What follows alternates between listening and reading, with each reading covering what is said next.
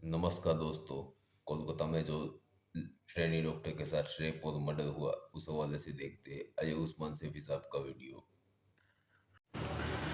Calcutta high court में एक मां और बाप अपनी बेटी की हत्या और रेप के लिए एक याचिका दायर करते हैं।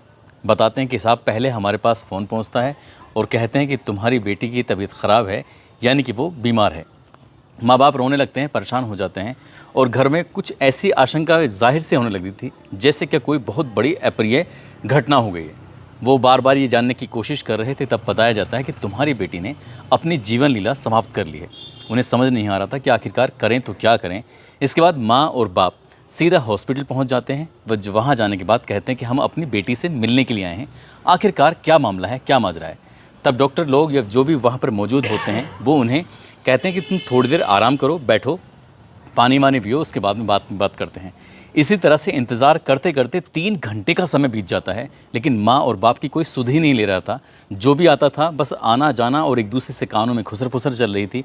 वो क्या निर्णय लेना चाहते थे, क्या नहीं, समझ नहीं आ रहा था। तभी कोई व्यक्ति उनके पास आता है और आने के बाद कहता है कि सेटलमेंट कर लो। यानी कि जो व्यक्ति अपनी बेटी को देखने के लिए पिछले 3 घंटे से पल पल तरस रहा है, उसके कानों में एक आवाज़ पहुंचती है कि सेटलमेंट कर लीजिए। किस तरह का सेटलमेंट कर लीजिए। जैसे ही हाई कोर्ट ने ये बात सुनी, ये याचिका सुनी, दरअसल इससे पहले पूरे देश भर में इस घटना को लेकर बवाल मचा हुआ है। बड़ी संख्या में लोग सड़कों पर उतरे हुए हैं। जो बीमार हैं उन्हें हॉस्पिटल में इलाज इसलिए नहीं मिल रहा है क्योंकि डॉक्टर ही सुरक्षित नहीं है, तो फिर इलाज होगा कैसे। अब ऐसी स्थिति में हाई कोर्ट को इस बात को लेकर थोड़ा तल्ख होता है, गुस्सा भी आता है, और गुस्सा आने के बाद वो कहते हैं कि ऐसा कुछ हुआ है तो ठीक है। मुख्यमंत्री ममता बनर्जी कहती हैं कि अगर हम 7 दिन में सबूत नहीं जुटा पाए या मामले की जांच ठीक से नहीं कर पाए तो 7वें दिन हम इस मामले को सीबीआई को सौंप देंगे। 7वें दिन यदि इस मामले को सौंपोगे, हो सकता है कि तुम इन सबूतों के साथ छेड़छाड़ करो, इसलिए 5 दिन में ही अगर तुम कुछ नहीं कर पाए हो तो 5 दिन में ये मामला सीबीआई को जाता है। यानी कि सीबीआई को जाता है। साथ ही एक बात और पकड़ी गई कि जो मेडिकल कॉलेज के प्रिंसिपल होते हैं, प्रिंसिपल ने ये जिम्मेदारी ली, नैतिक जिम्मेदारी। वो कहते हैं कि ट्रेनी डॉक्टर, जो लेडी ट्रेनी डॉक्टर जिसकी रेप के बाद हत्या हुई है, वो उनकी बेटी की तरह है। इसलिए मैं एक पेरेंट होने के नाते मैं अपने पद से इस्तीफा देता हूँ। अभी पद से इस्तीफा ही दिया था कि राज्य सरकार ने उन्हें कलकत्ता मेडिकल कॉलेज और हॉस्पिटल का प्रिंसिपल बना दिया। इनकी ऐसी क्या जल्दी थी कि प्रिंसिपल ने इस्तीफा दिया है, तुरंत इसको ये जिम्मेदारी दे दी है। अब ऐसी स्थिति में हाई कोर्ट जो तल्ख रवैया अपनाता है, वो दो बात कहते हैं कि इस मामले की जांच सीबीआई करेगी, और दूसरा ये है कि प्रिंसिपल को छुट्टी पर आप भेजते हैं या फिर हम भेजें। दरअसल आज की जो सच्ची घटना मैं आपको सुनाने जा रहा हूँ, इस सच्ची घटना के माध्यम से ये समझने की कोशिश करते हैं कि आखिरकार उस लेडी डॉक्टर के साथ उस भयानक रात में कब क्या हुआ था। ये जानने की कोशिश करेंगे, ये समझने की कोशिश करेंगे। आदाब, नमस्कार, सत श्री अकाल। मैं उस्मान सैफ़ी। आज की जो सच्ची घटना मैं आपको सुनाने जा रहा हूँ, ये सच्ची घटना है पश्चिमी बंगाल की राजधानी कलकत्ता।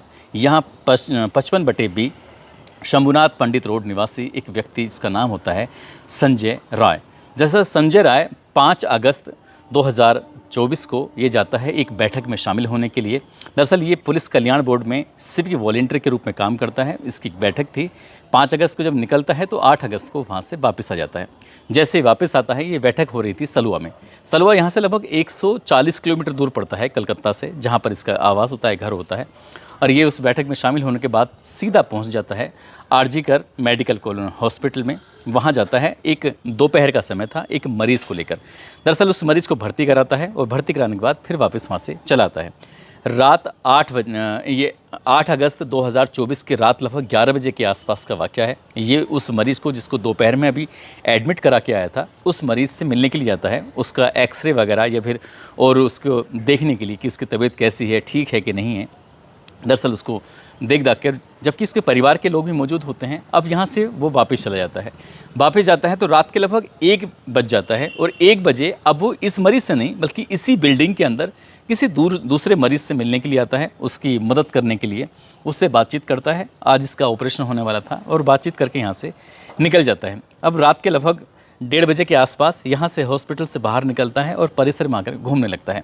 एक कहानी ये है जो संजय राय की चल रही है, जो बैठक में शामिल होता है, हॉस्पिटल में आता है, मरीज़ को दिखाता है, उसके बाद फिर दूसरे मरीज़ को देखने के लिए आता है। इस तरह की कहानी चल रही है। लेकिन एक और कहानी है जो दूसरी कहानी है।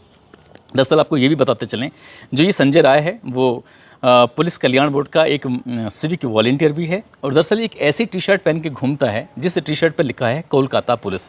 बड़ी संख्या में लोगों को यही मालूम था कि शायद ये पुलिस वाला है, ये पुलिस की तरह चलना, उसकी तरह बात करना, और ये बॉक्सर होता है। तो बॉक्सर जो फिटनेस इसकी बड़ी ठीक ठाक सी होती है, तो इसको बड़ी संख्या में लोग यही समझते हैं। और पुलिस के बड़े बड़े अधिकारियों के साथ इसके ताल्लुकात बताए जाते हैं, उनके साथ उठना बैठना था, इसलिए हॉस्पिटल के किसी भी हिस्से में ये जा भी सकता था और आ भी सकता था। शायद किसी को रोकने की, किसी को टोकने की इसमें हिम्मत भी नहीं होती है। एक कहानी जो संजय राय की ये चल जाती है। दूसरी कहानी होती है 31 साल की एक ट्रेनी डॉक्टर होती है जो कि chest medicine department PG second की एक स्टूडेंट होती है इसी RG Kar medical college hospital Calcutta के अंदर। अब ये इनका रोज़ की नाइट शिफ्ट में इनकी ड्यूटी थी। ये नाइट शिफ्ट में ड्यूटी करने के बाद रात के 11 बजे के आसपास इन्होंने अपनी माँ और अपने पापा से बातचीत भी की। जैसे रोज़मर्रा की तरह घर वालों की फ़िक्र होती है कि हमारी बेटी कहीं बाहर गई है, कैसी है, ठीक है कि नहीं है। वो अपनी माँ से कहती है कि माँ मैं थोड़ा राउंड अप ले लूँ, जाकर मरीज़ों को देख लूँ, मरीज़ों को देखने के बाद फिर आराम से बात करते हैं। कब 2 बज जाते हैं, उसके बाद वो अपने 2 जूनियर के साथ बैठकर खाना खाती हैं। खाना खाने के बाद कहती हैं कि मैं थोड़ी थक सी गई हूँ, इसलिए जाकर आराम कर लेती हूँ। आराम इसी बिल्डिंग के अंदर 4थी मंजिल पर एक सेमिनार हॉल है, उसके अंदर जाती हैं और जाकर वहाँ पर आराम करने लगती हैं।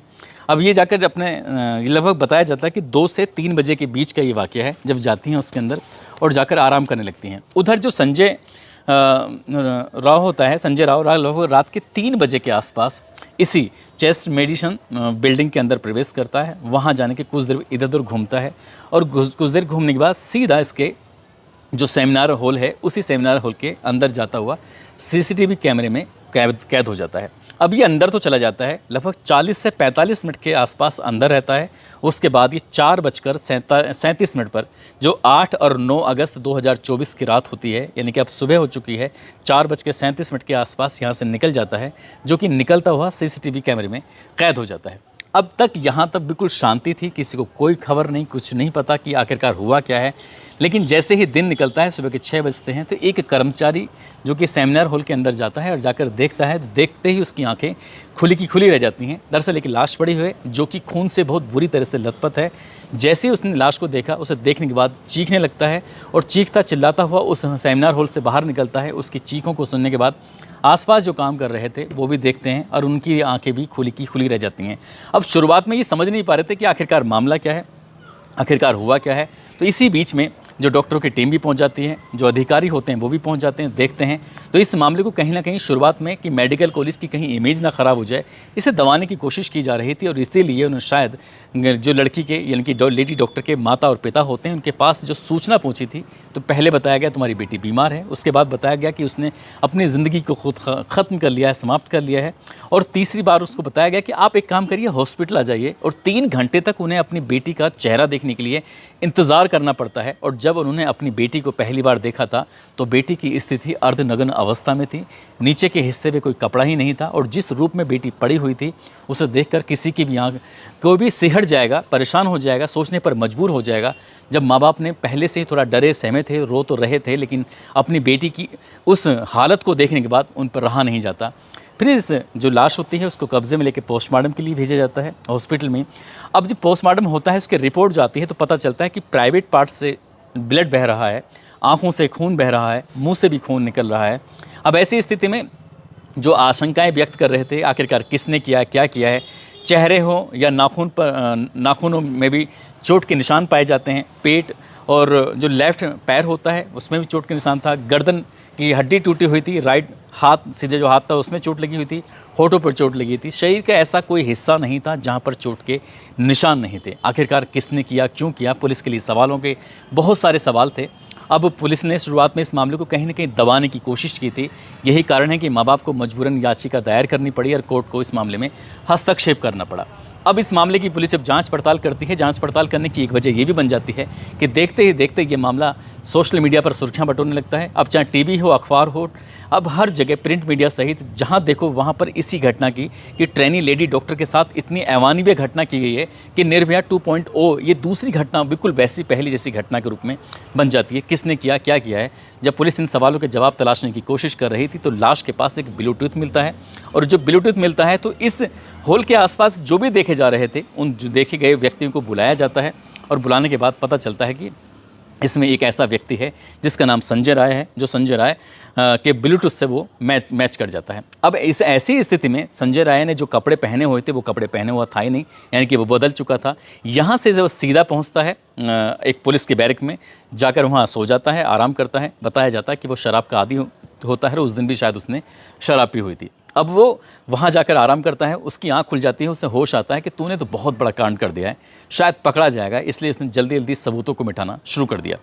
पुलिस ने जब उसे बुलाया था तो वो अपने जूते साफ नहीं कर पाया और जूते पर उस महिला डॉक्टर के ब्लड लगा हुआ था।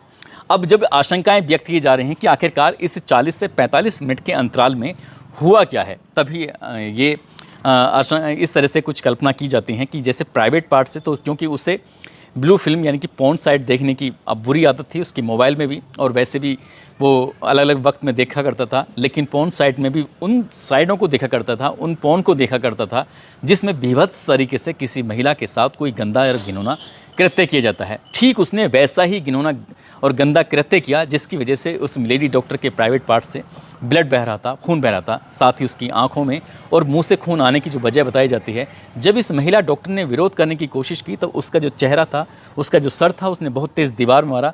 लेडी डॉक्टर ने चश्मा पहना हुआ था जिसकी वजह से उसकी आंखों के जो चश्मा लगा था उसके शीशा टूट जाता है, जो कि आंखों के अंदर चला जाता है और चेहरे के अंदर भी चला जाता है, यानी कि मुंह के अंदर चला जाता है, जिसकी वजह से आंखों से और मुंह से ब्लड बह रहा था। और ऐसी स्थिति में लेडी डॉक्टर ने बचने की तमाम कोशिशें की, छटपटाई, ताकि अपने आप को बचा सके, सेव कर सके, क्योंकि वो बॉक्सर होता है संजय राय, और उसने उसके साथ बॉक्सिंग करनी शुरू की, उसको बहुत बुरी तरह से मारना पीटना शुरू कर दिया।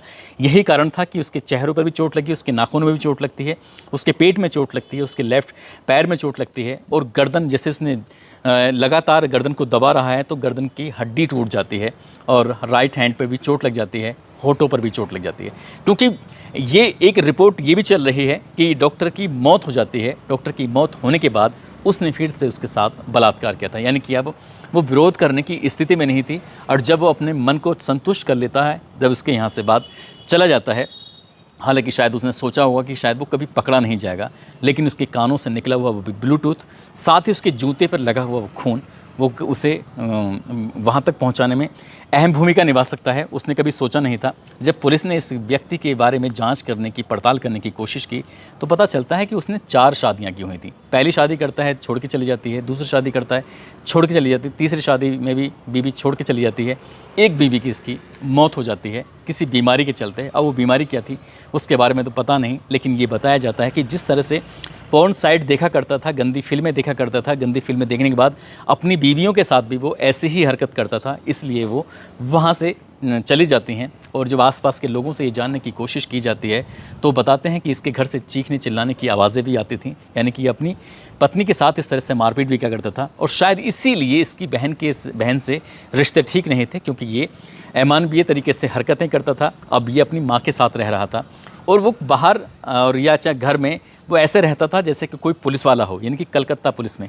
हालांकि वो मानदेय के रूप में काम करता था, महज 12,000 रुपये उसको मिलते थे, और ये अपनी इस तरह से ज़िंदगी जी रहा था। और ये हॉस्पिटल में आना जाना, ये भी जानकारी मिल रही है कि मरीजों को सिर्फ इसलिए हॉस्पिटल में भर्ती कराया करता था जिससे कि उनसे पैसे मिल सकें, क्योंकि किसी भी मेडिकल कॉलेज में मरीजों को आसानी से भर्ती नहीं होते हैं, क्योंकि वहाँ पर मरीजों की संख्या बहुत ज़्यादा हो जाती है और सुविधाएँ ज़्यादा होने की वजह से हर कोई ये चाहता है कि उसको यहाँ पर इलाज हो सके। ऐसी स्थिति में ये शायद दलाल का काम भी करता था और वहाँ पर ये पैसे भी कमाया करता था। लेकिन जिस तरह की शुरुआत में पुलिस की इस मामले को लेकर भूमिका रहती है, क्योंकि इसके बड़े अधिकारियों के संपर्क रहते हैं और परिवार के लोगों से ये कहा जाता है कि सेटलमेंट कर लीजिए। अब वो किस तरह से सेटल करना चाह रहे थे ये समझ में नहीं आता। अब ऐसी स्थिति में जब इसकी पुलिस की जो कार्यप्रणाली थी, सरकार की जो नीयत कि हम 7 दिन में ऐसा करेंगे, तो घर वालों ने, परिवार वालों ने याचिका दायर करते हैं, मामला हाईकोर्ट पहुंचता है। हाईकोर्ट में इस मामले को बड़ी गंभीरता से लिया जाता है। कहते हैं कि आप 7 दिन नहीं बल्कि आप 5 दिन में ही इस मामले को CBI को सौंप दीजिए, क्योंकि पता नहीं आप इस कितने सबूतों के साथ छेड़छाड़ कर दें, इस मामले की जांच जरूर होना चाहिए। अब पुलिस पर हाई कोर्ट को भरोसा नहीं है। परिवार को भरोसा नहीं है और कहीं ना कहीं पूरे देश को भी भरोसा नहीं है। लेकिन बात अगर हम सीबीआई की करें तो सीबीआई ने पहले बहुत सारे मामलों में जांच पड़ताल की है। अगर हम एक फिल्म के हीरो रहे हैं सुशांत सिंह राजपूत, उनके मामले की अगर जांच करें तो उनका मामला शायद आज तक लटका हुआ है। ऐसे न जाने कितने मामले हैं, सीबीआई को जांच तो जीत दी जाती है, सीबीआई पे बहुत मोटी तौर पर पैसे खर्च तो किए जाते हैं, लेकिन किसी भी मामले का इतनी जल्दी आसानी से रिजल्ट निकलता नहीं है। अभी मामला चल रहा है, पता नहीं पुलिस इस मामले की बढ़िया से जांच करके सही करती कि नहीं करती, क्या सीबीआई मामले की जांच करेगी या नहीं करेगी, क्या ये मामला ये ठंडे बस्ते में पड़ जाएगा, इसका भविष्य क्या होगा, क्या पुलिस पर भरोसा करें या सीबीआई पे भरोसा करें, समझ नहीं आता। या फिर साथ काम करने वालों पर भरोसा करें, जो व्यक्ति रोज़ हॉस्पिटल आता था उस पर भरोसा करें कि ना करें, किस पर भरोसा करें, ये समझ में नहीं आता। महिलाएं ना घर में सुरक्षित हैं, ना बाहर काम करने जाती हैं वहाँ सुरक्षित हैं, जहाँ देखो वहाँ उन पर गिद्धों की जैसी नज़रें बनी रहती हैं। लेकिन महिलाओं की अपनी जिम्मेदारी बनती है कि उन्हें ये लड़ाई खुद ही लड़नी पड़ेगी, उन्हें ये लड़ाई खुद ही जीतनी पड़ेगी। जहाँ जाती हैं चारों तरफ वो अपने आप को सुरक्षित महसूस तभी कर सकती हैं जब वो इस तरह से सचेत रहें, सतर्क रहें। और शायद इसलिए भी हम इन घटनाओं को आप तक लेके आते हैं, ताकि आप इन घटनाओं से सबक लेकर सचेत रहें, सुरक्षित रहें, और ताकि कभी किसी लड़की के साथ, कभी किसी महिला के साथ कोई ऐसी घटना ना हो। दोस्तों, इस पूरे जैसा कि आपने वीडियो में देखा, अब तक ओदेपिश पकड़ा नहीं गया और दिन ब दिन रेप के केस बढ़ते जा रहे हैं।